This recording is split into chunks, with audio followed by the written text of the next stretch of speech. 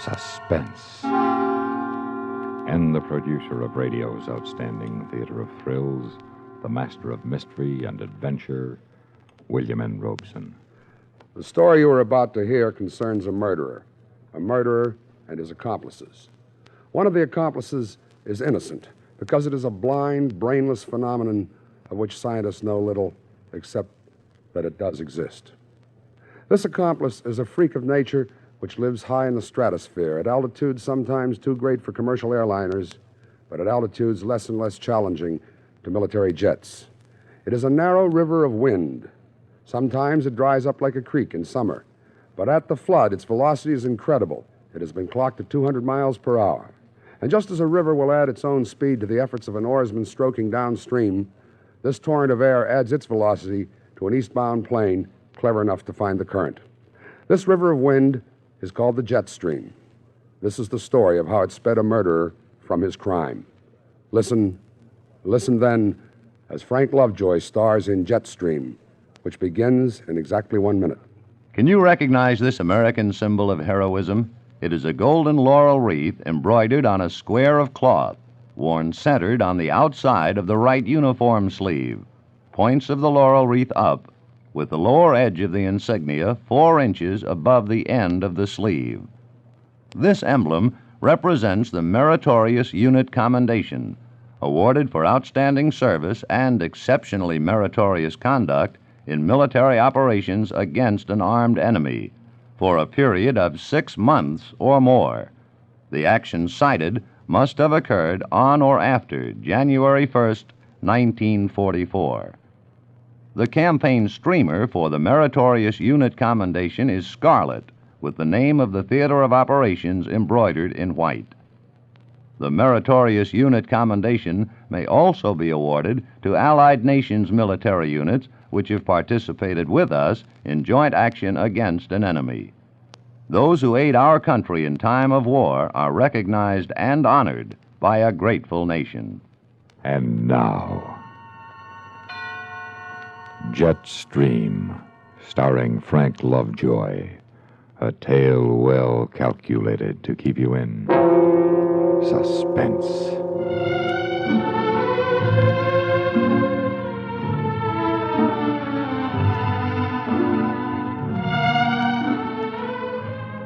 The day you decide to murder your wife can start like any other morning in New York. Mail's here, Mr. Martin. Thank you, Vicki. Including a letter from your wife, darling. Oh, good, good. This ought to have the answer. Let me have it. I thought up another one last night, darling. Another way to murder her. Oh? All you have to do is sign out one of your jets from the Air National Guard and fly out to Los Angeles and strangle her. Be back the next morning and nobody'll ever know. Well, I'm afraid they're not that fast unless I caught the jet stream, and besides, the cops just might suspect me if they checked up and found my name on a flight plan. Oh, I figured that out. You sign out in Bud Lynch's name. I see. Well, where do I get a hold of his instrument card, his service number and such? He keeps his military stuff in his desk. Ah, and you have the key to every desk in the office. My, you have been thinking. Vicki, let's not play that game anymore. You're getting too good at it. Oh, look at this. What's the matter? Oh, no. What is it, John? She's finally going to do it. She's finally going to do it. What? She's going to phone Calloway. She not only won't consider a divorce, she's going to phone the boss. But John, it was 15 years ago and you were acquitted. You said so. You were, weren't you? Well, of course I was. You think they'd let me fly in military planes if I'd been convicted by a court-martial? If you were acquitted, what difference will it make to Calloway? Suppose a client found out I'd even been accused of forgery. Calloway finds out, he'll have to fire me. You know that. Why is she doing it? Oh, she's jealous. She's bitter and twisted. She doesn't think straight. Half the time she's looped. But she was sober when she wrote this, I can tell. Maybe you can make up with her. Take her back. After all, you have so much in common, your little son. Oh, come on. Take her back. Are you kidding? You're what I want. You're everything I want. Well, you have a funny way of showing it. How come you'd marry someone like that in the first place? Well, let's call it the war, okay? Okay. Get me her number in L.A. Yes, darling. John. Yeah. Did you forge a check? I was acquitted. That isn't what I asked. All right. Yes, I forged the check. I had to. But you were acquitted. They couldn't prove it was me. Good. I wouldn't want you to have been stupid, even then. All right, all right. Now get me Millie, please.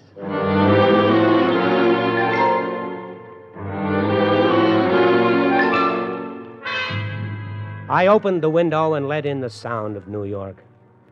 The smell and feel of wealth and power was in the air. I'd come a long way from a two-bit copywriter's job in Los Angeles, and I wasn't going back. Hello, Millie. Oh, do you know what time it is out here? Yes, it's 7 a.m. in L.A. Now, look, Millie, I got your letter. Now, what do you want, anyway? I'm sending you half my salary, more than half. I didn't ask for any more money. Well, what do you want? Listen, lover, I'm your wife. Remember, I'm tired of being out here alone with Timmy while you live it up back there with some cheap doll. Well, look, calling my boss is just going to lose me my job. That's your problem. I'm calling Calloway, and I'm calling him today, and I'm telling him all about your glorious Air Force career. You got that? Well, he's out of town. Then I'll call him tomorrow, and the next day, and the next day, and the day after that. You understand? You understand that?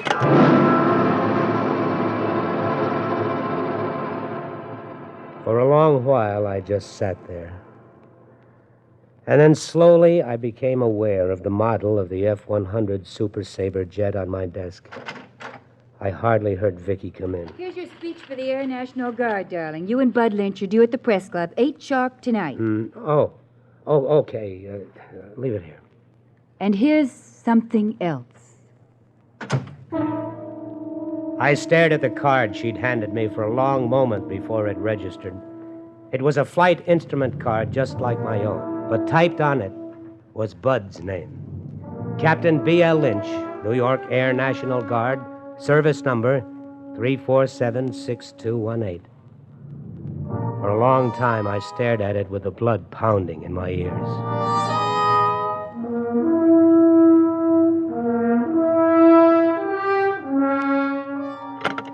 Outside line, please.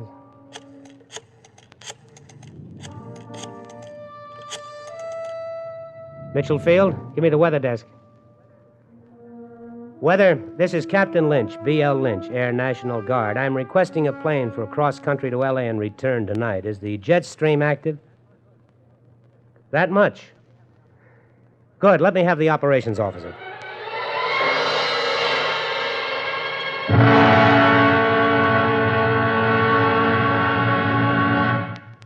In a moment, we continue with the second act of Suspense. Another visit with Joe and Daphne Forsythe. Joe, Yeah, Daphne.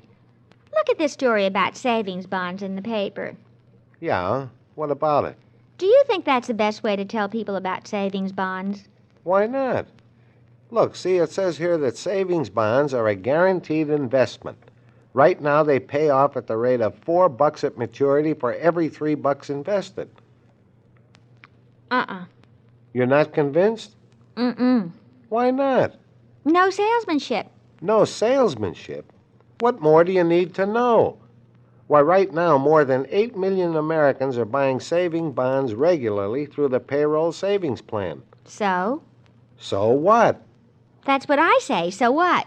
Now, look, Daphne, if millions of Americans are convinced that saving bonds are their best investment, not only financially, but for the future of their country, what the heck is bothering you? Well, I think they could sell a lot more with salesmanship. You know, slogans and jingles. Listen, if you're spending more and saving less, try a savings bond. Oh, boy. Or maybe savings bond pay good, like an investment should. Daphne. You get a lot to like in a savings bond. Interest, earnings guaranteed. Wow. Well, did I sell you? Yeah, but I forgot what it was you were selling. Savings bonds. I'll take 100. Oh, Joe. And now, starring Frank Lovejoy, Act 2 of Jetstream.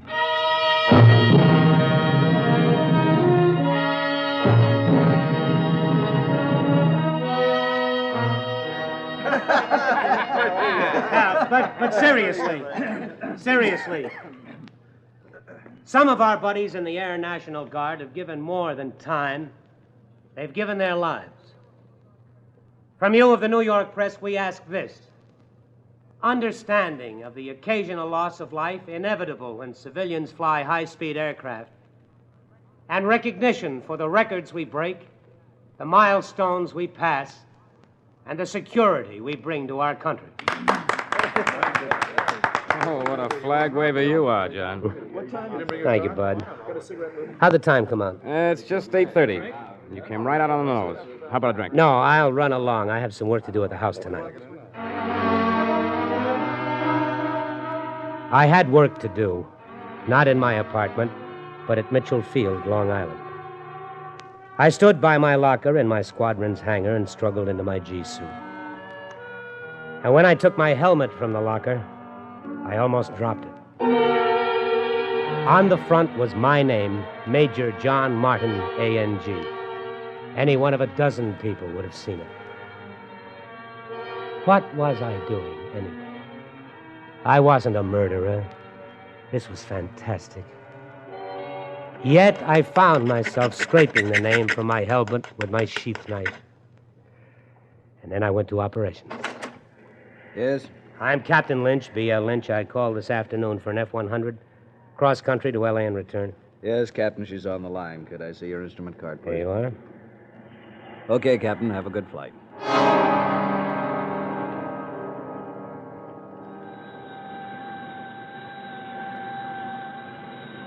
Tower, this is Air National Guard Jet 4389. Request takeoff clearance. 4389, cleared for takeoff. Roger.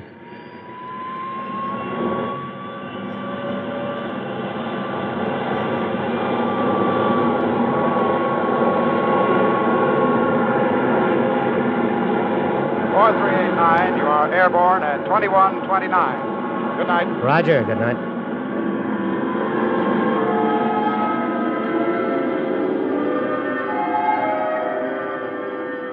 Off the ground at 2129.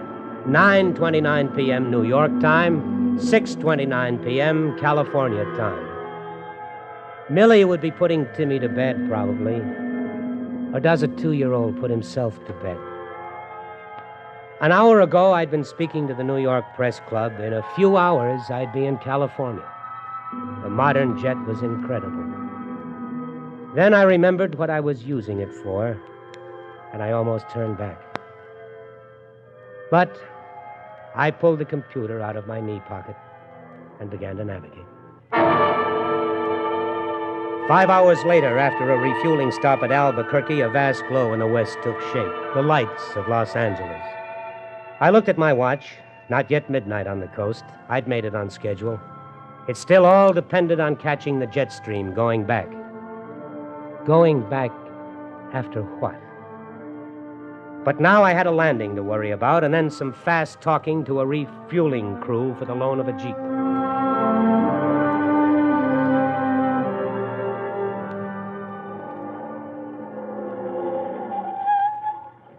The house looked run down, shabbier than when I'd left it.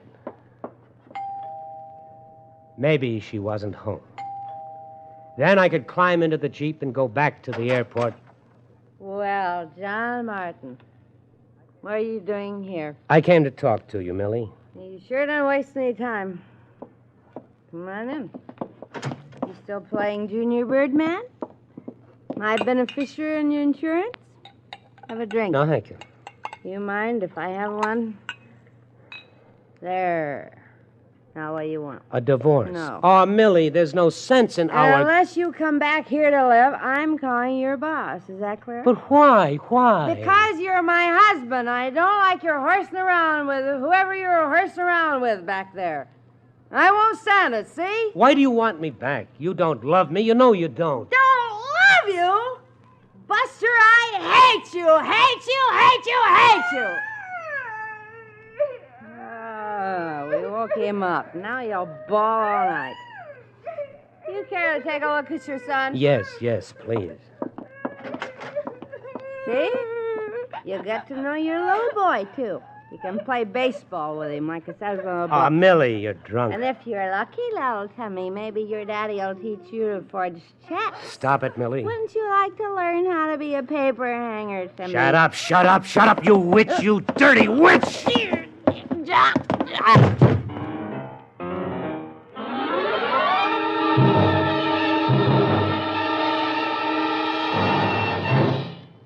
In just a moment, we continue with the third act of Suspense. We have together ample capacity and freedom to defend freedom. This is NATO, the North Atlantic Treaty Organization. NATO possesses a shield of well-equipped, highly trained land and sea forces, plus tactical air support and special units.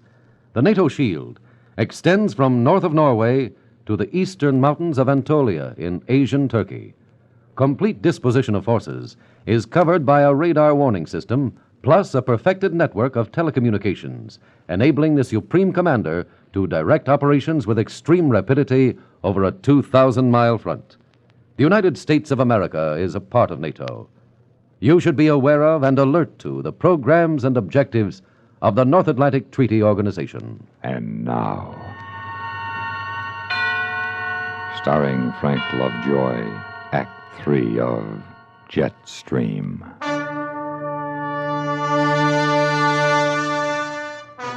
I looked down at the body of my wife next to Timmy's crib.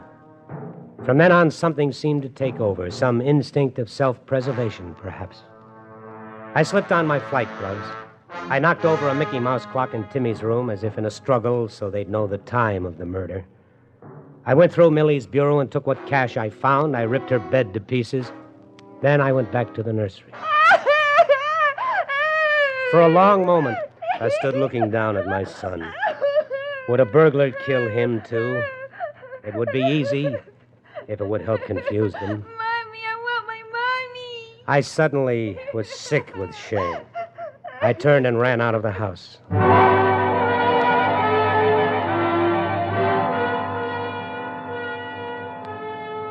Sergeant, is that jet stream still active? I hope to tell you, if you can find it. It's at 45,000 feet, 190 knots. 190? That's right. If you can find it, you'll be in New York before I get off watch.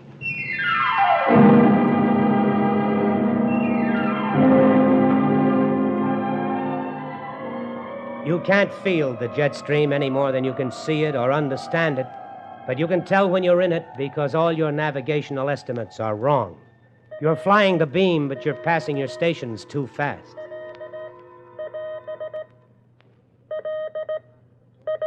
Las Vegas, so soon. And yet a radio range doesn't lie. I checked my computer. I was in the jet stream, all right.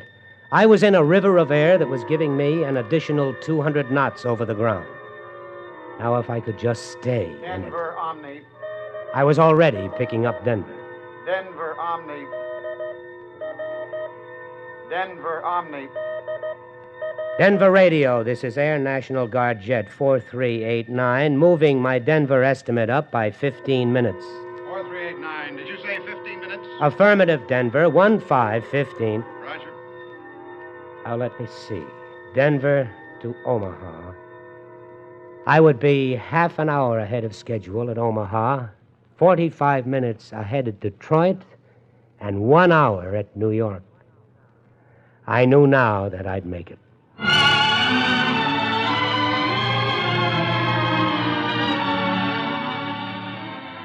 I opened the window in my office and let in the morning sounds of New York. I looked at my watch. It was just past 9. I'd made it. I'd even beaten the office people to work. The shadow that had hovered over me for 15 years was gone. I should have been happy, but instead, I was empty and lonely. I heard Vicky arrive at her desk outside and flipped on the intercom to call her, and I heard her talking to someone. Expect him in? He may be late today. Yeah. How'd you know? He told me yesterday. Who are you, anyway? I'm Lieutenant Berman from Homicide. His wife was murdered this morning in Los Angeles. We think he did it. Murdered? But John couldn't have done it. He was giving a speech to the press club last night. He was. Well, we'll check on that. Anyway, he's in Los Angeles now. Say, where does... John! See, I told you. Are you Martin? Yes, and you're? Lieutenant Berman from Homicide.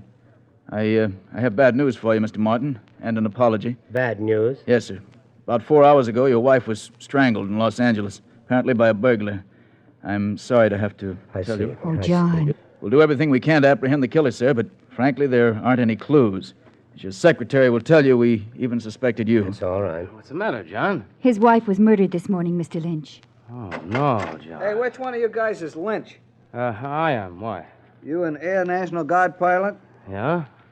I'm Johnson from the news. The boss sent me over to take your picture. Me? Why? It's that hop you made last night to L.A. and back. What? If you just step away John, over here what went by the- wrong? I don't know.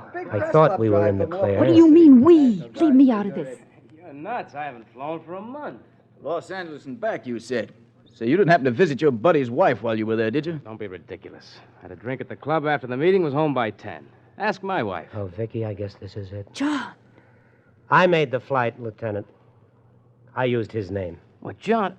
He's crazy, Lieutenant. He's in my squadron, but, well, he'd need my instrument card for one thing. Where is that? Here, in my desk. It's gone. And who has the key besides you? Nobody, just Vicky. I see. You're not going to make anything out of that. Yeah, we might. I'd like to see you try. All right, Martin, let's go. Say, Johnson, don't these National Guard jokers fly across country all the time? What's so special about this? Well, geez, Lieutenant, I thought I told you. This guy hooked onto the jet stream they talk about. Under 11 hours to L.A. and back. The National Guard figures he broke the world's record. What did you say? He broke the world's record. John, did you hear him? You broke the world's record. Oh, you idiot! You stupid idiot! Stupid! All right, miss. All right, you better come along, too.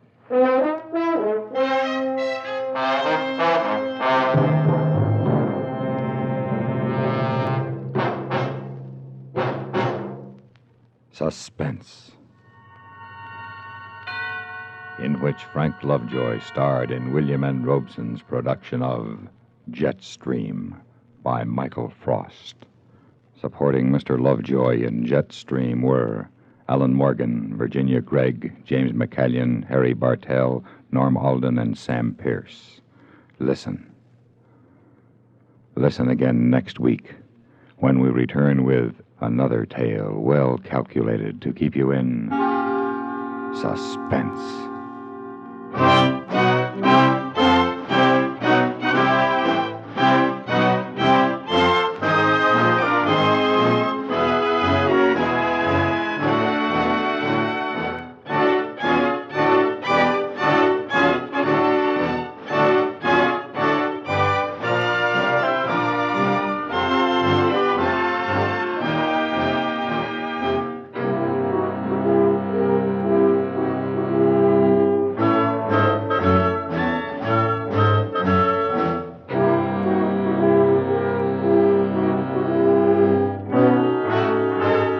Suspense has been brought to you through the worldwide facilities of the United States Armed Forces Radio and Television Service.